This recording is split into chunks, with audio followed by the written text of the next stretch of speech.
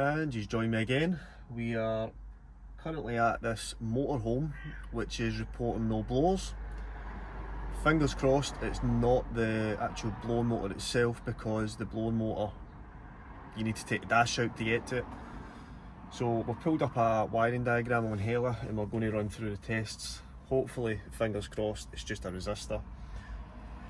If it is a blower motor, I do not think you'll be taking that on, because we've got quite a lot of work on at the moment anyway, so it's not really something we want to be stripping out a dash, leaving it to PCs and then coming back, so many days after, or weeks. So we've pulled up a wiring diagram and there's a few things to look at. So we've obviously got our blower resistor, we've got our switch input, which very rarely goes wrong. We've also got the 40 amp fuse and the actual interior blower relay itself. Then we've got the motor. So I take that back, you don't actually need to remove the dash on this. I don't know why I thought you did, unless I'm thinking another van, I'm not too sure. But you can see that's our blower resistor right here. You can see we've got 4 wires, and we can access the back of the blower motor itself. So we're just going to go directly to the blower motor and see if the bulb will dim, but I doubt it, unless the blower motor's knackered, that is.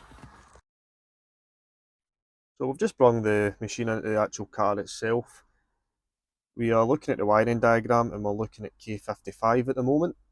So we've got the bulb connected into the red wire, which is on pin 2, and that should be a power supply that is switched from the BCM. So we've got a couple of things we can check, pretty simple basic tests. Is we'll check if we've got power at the motor itself. If we've not got power, then we know the fault's further back, either that F08 fuse is blown or the relay is not getting switched. Usually it is the resistors that goes as well, but in this case it might not be. So what we'll do, we'll just turn these blower motors on anyway. You can see the ignition is on. We are connected into that red wire, and we're just going to touch an earth, and you can see the bulb does not light up, so we can confirm that the fault is further back, and we're going to be looking for that interior blower relay. But we may as well just go to that F08 40 amp fuse first. That's a big maxi fuse usually. Let's see where that's located. So that's located in the engine compartment fuse box. The reason I didn't go to that straight away is because it's not the easiest fuse box to access or to get the cover off. So we might benefit from actually checking the 5 amp fuse F31. So we have located the 5 amp fuse. You can see it's the second one in, which is a heater blower. We've got our bulb connected up there. So we're just going to go into both ends of the fuse. You can see our bulb lights up. So what we've got to do now is we've got to go to the engine bay fuse box and do the tests that are necessary from there. But it's looking either like a wiring fault, or the relay itself or the input to the relay is not getting to where it needs to be. So let's do the further checks. So you can see here, what we're going to do is we're just going to disconnect the actual headlight itself, because we need to get into these screws. Once we take them off, it will reveal the relay that we want to check. We should be able to do all the other testing from there. Shouldn't really need to go any further than that, but we'll just get the headlight out. It's just 2 torques that lifts out, and then we've got a couple of Phillips heads on the actual fuse box lid itself. So we'll just sit these here.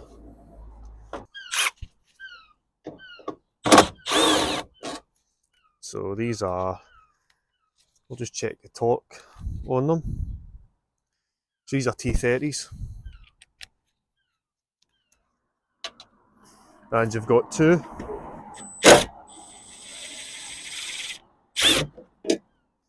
Be careful with that one though, because of the plastic housing, sometimes they can snap. You can see it's just in there, so sometimes these can snap off. It's happened before.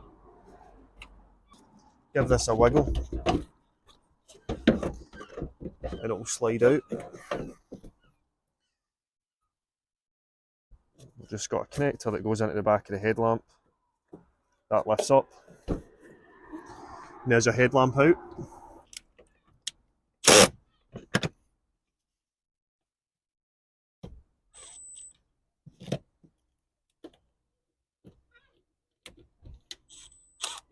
So you don't actually need to take the fuse box lid cover screws out with a gun. You just literally push in and twist anti-clockwise. You can see that's our cover off. So what I've done is I've just marked the fuse there, if anyone's interested in where the fuse locations are. So that's your 40 amp fuse, the one with the VX on it. And K5 is the interior blower relay. So what we're going to do is check the fuse first, make sure the fuse is good. We'll just do that with visual inspection, and we'll take out the relay and we'll see if we're getting all the inputs that we should have, and if we are, then looking at a bad relay, possibly. So I did remove the fuse. I'll try and get it out again. You can see the fuse is absolutely fine. So what we'll do is we'll just take out the horn relay.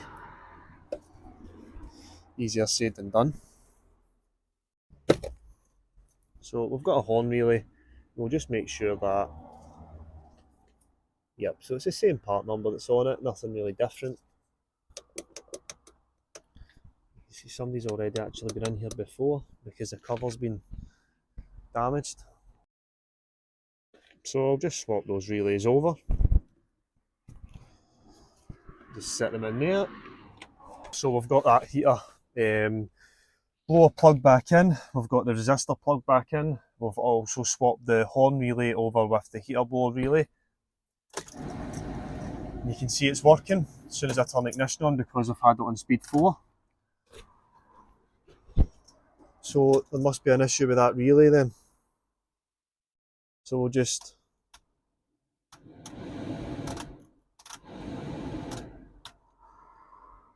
So what we'll do is we'll take the cover back off of that relay and see if there's anything obvious internally inside that relay that's faulted. So first impressions don't look too bad. So I've just bent that up so I can look at the actual contact. So the coil itself, nothing really out of the ordinary. Only thing I really notice visually at the moment is you can see that little arc there. So they actually sit against those two poles. And if you bend that further back, you can actually see the tip of the relay where it makes contact for the output is all charred away, so that's obviously been the bad connection. So we've put a relay in it. The relay that we've actually fitted is for a job that we had for an Audi, so it's actually an Audi relay, but it's going into the actual horn side of things. It's the same amperage, it's got the same protection, it's more or less just the same, it's got an Audi logo on it. So let's get all this built back up, write the customer up an invoice, and then we'll move on to the next one. So the customer's happy, didn't have to replace any blower motor or resistor on this. Let's move on to the next one where we've got a BMW, I think it's X6 with misfire codes. That's for one of our trade customers. Possibly injectors, but we will see on the next one. So we're on to our next one, which is this BMW X6. Customer complaint with this one is that it is cutting out intermittently. So the fault codes that we've got here is 42DE communication with the glow plug, not interested in the cutting out issue. 4450 injector cylinder 5, which definitely will cause a cutting out. You can also see that we've got DD injectors 4, 5 and 6 activation, so those two fault codes will be in sort of correlation with each other. And then we've got a DDE boost pressure sensor. So we've back probed into that injector, and you can see that we've only got 34 to 35 kilo ohms, and it's slowly rising, so that indicates a bad injector. If we go into a known good one, so we'll go into number 1, back probe into that. We back probe into number 1, you can see we've got the desired 180 kilo ohms. So in my experience, these should really read 180, between 180 and 200 kilo ohms. If they're good spec, obviously you would want to check them with an actual mega meter, but I've not got that. So with that simple test, we can conclude that number 5 is indeed failing and bringing the rest of them down. We can also run a test on number 4 and number 6 as well, just to confirm that those are all right. However, number 5 has got a low reading, so that is the one that's failing. So what we've ended up doing is taking off the cover for number 6 and testing that. You see we've managed to get the plug disconnected. That one's reading 180 kilo ohms, so that one is well within spec. So we just need to be focusing on that 5th injector, and hopefully the same thing doesn't happen to me that happened to Curbside. He changed one of the injectors and then the other one went. So we've done what we can with this one for now. It's going to get an injector done on it, injector 5, and we'll just need to monitor the other injectors. I had faults for DDE, glow plug, control units, all that sort of thing, but the only thing we're interested in now is the cutting out. So let's move on to the next one. We're going to be removing an ABS control unit, which we diagnosed off camera. That was probably maybe 3 weeks ago. That's how long jobs end up dragging out for me, to be honest with you.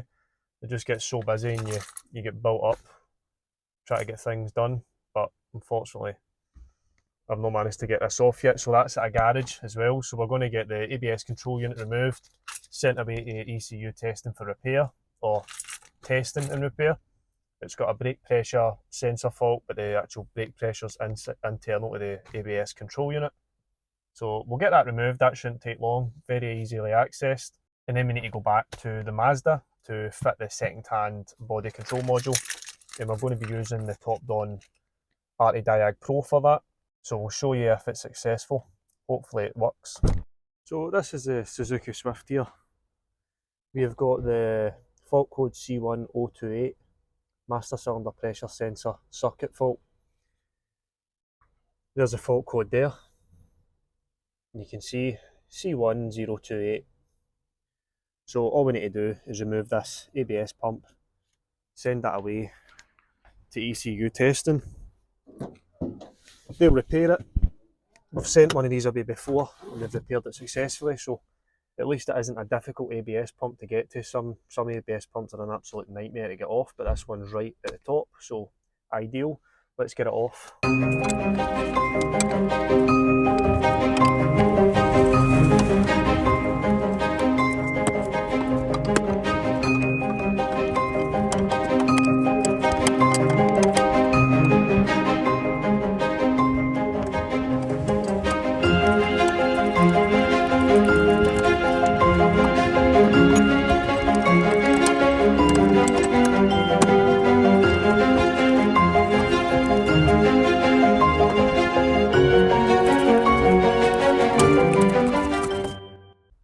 So we're removed, because I've just decided to remove the full bracket, everything. You can see that's the control unit side. So they'll split that open and repair whatever needs repaired in there. We'll get it boxed up and get it sent away, and hopefully we'll get this on the next video, refitting it, bleeding all the system up. That'll be us. So we are back at a little Mazda here, CX-5, and this is the one that we failed to repair the front body control module on. So we've got a spare, or a used module, that is from a Mazda 6.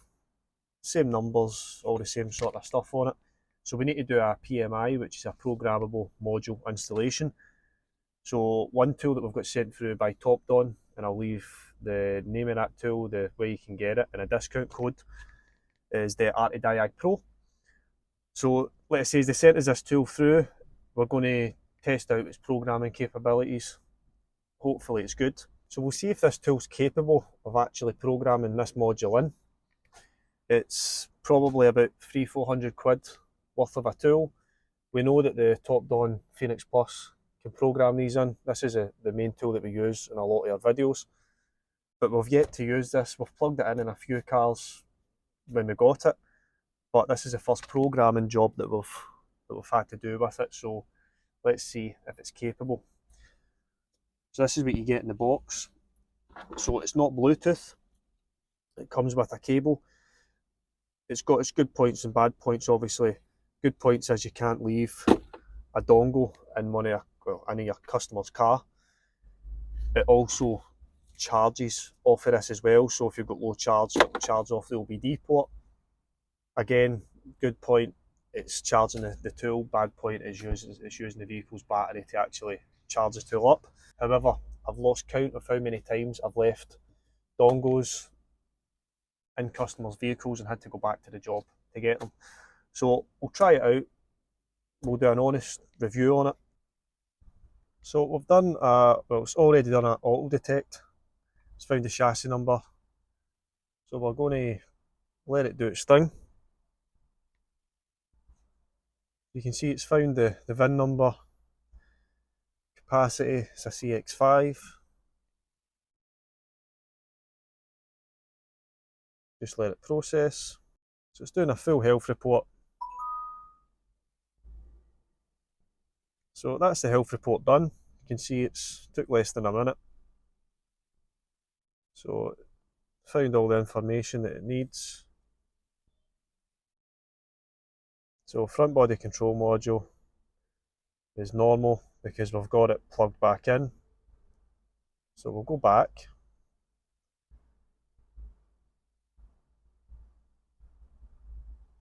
So we'll see if this actually starts, because so the battery's obviously a bit low in this. So what I'm going to do is I'm going to leave this to sit and charge for a bit before running any further tests. Okay, so here we go. Ignition's on. Let's go into programmable module installation. Click OK. So please use USB cable to connect the diagnostic tool with diagnostic connector. Okay, how do we do that? The diagnostic socket will possibly be powerless. It will not be powerless because it doesn't get its power from the front body control module, so we don't need to worry about that. So we need to make sure the old module is installed, which it is. So before module programming, clear the DTCs for the sake of the module security. Okay, so we'll click OK. So we'll set the ignition switch to off. Confirm. So we need to install the new module.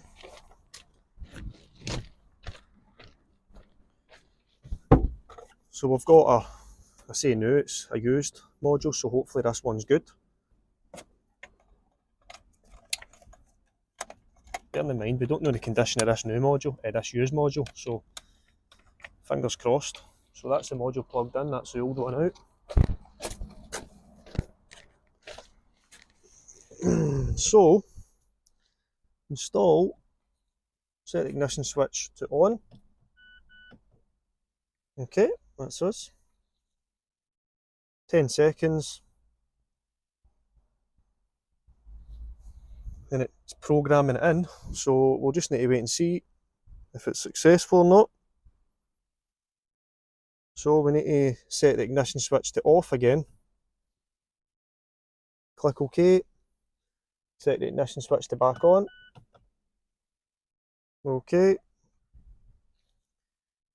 Module programming, please wait.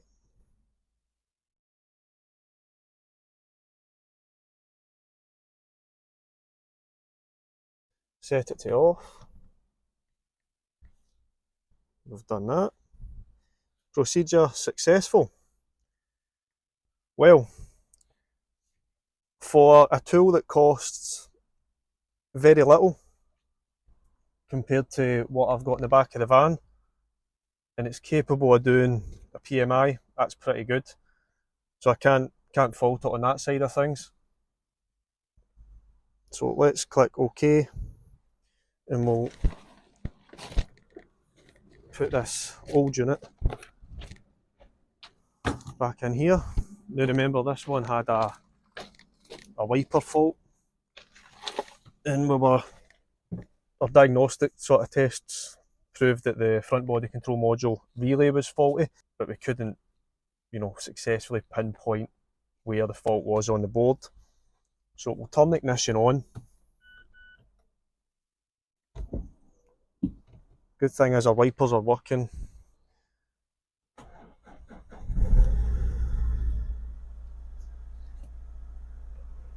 And by the looks of things, there's no warning lights on. Sometimes they store a code. Well, there we go. There's no DTC, so how lucky is that? So I'm quite happy all in all with this tool. It's done that no problem. Just make sure wipers are good. So topped on ArtiDiag Pro can successfully do a PMI. This is basically the same as a Ford, so it'll be able to do it on the Fords as well. Job on this, fairly decent tool for the money. It's done a PMI on a Mazda. It's a 2017 CX-5. It's done the front body control module PMI. That's pretty good in my eyes. The top-down Phoenix Plus can do the same, but again, the top-down Phoenix Plus is nearly double, sometimes triple the price. So if you're interested in any of these tools, check the description and you'll get that discount code. So we're at our next job here, which is this Audi Q5, this Audi A5.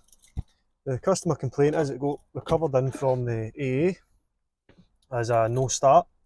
And you can see all we get here is just a click, and that click is from the starter solenoid itself. There's an interesting thing that I'm going to show you here. I might be barking up the wrong tree, but just as an initial sort of check, let me just show you this. If we set the bulb down here, when we go into the big terminal there, you can see the bulb lights up, fine. Go into the small one, bulb lights up. If we try and go into any of these, there's nothing. Even try and scratch away at the surface of that, the bulb will not light up. So is it just a mixture of this corrosion that's in here that's causing this no crank? So what I've got connected here is just the output that comes in. That output wire will go to your starter, which feeds the main supply to your starter motor. You can see we've got 2.76 volts on that now. Now if the battery, I've checked the battery seems okay. If we only had 2.4 volts, 2.2 volts, this ignition would not turn on. So there's definitely a voltage drop across here. So if we try and crank it, I'll just turn heaters off there. If we try and crank it, you can see it goes all the way down to virtually nothing. And I'll show you what I found. It's as if someone's left this connector loose at the jump start point. So if you look at that jump start point, you can actually see where that's melted across the plastic. So that's got hot and you can see all the charred sort of marks there. So this alone needs a clean. It's obviously not been charging as well, I take it, for that reason, but we're going to get that removed and I'll show you it. We'll get it all cleaned up, give it a grind down, a wire brush, put it all back together. This is going to be the quickest one yet. So you can see from the state of the nut has been loose and it's just been making and breaking contact, creating heat, and over time it's decided to melt the plastic ever so slightly, so someone's not tightened this down.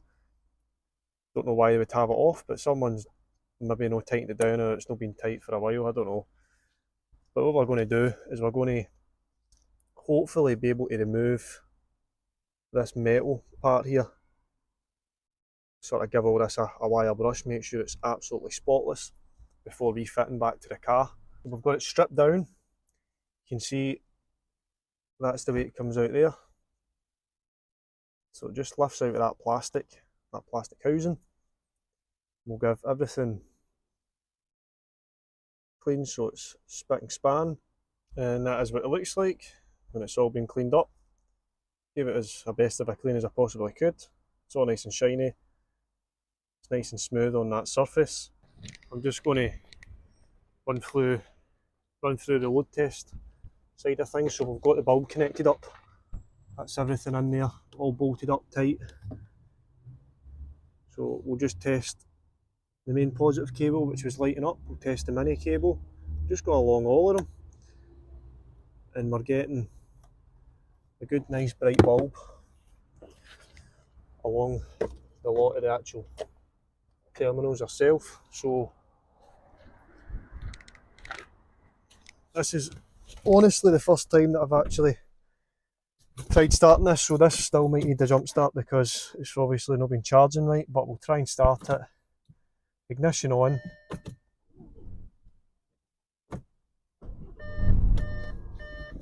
Perfect. So we had a voltage drop due to the fact that that nut was loose. Obviously created heat, melted part of the nut. That's brilliant. So Audi A5, if you've got starting problems, I don't know if the nut under there is a common thing. This is a 15 plate, I believe. So we'll just make sure that's on. Yep, so this is a 15 plate. So we've still got a TPMS light on, which is nothing to do. Underinflated in the front right. Check all 4 tyres. So we'll need to reset that once we've checked the air pressure of the tyres. So that was a nice simple fix for a change. One question I've got to ask you is, what do you think of this mic? Do you think it's better with or without the mic? It's kind of hard to tell, to be honest with you. Sometimes I don't really like the voice that comes, the sort of noise that comes for this. There's a wee bit of background noise on it. But let me know in the comments if you prefer it with the mic or without. But let's move on to the next car. We'll see you then.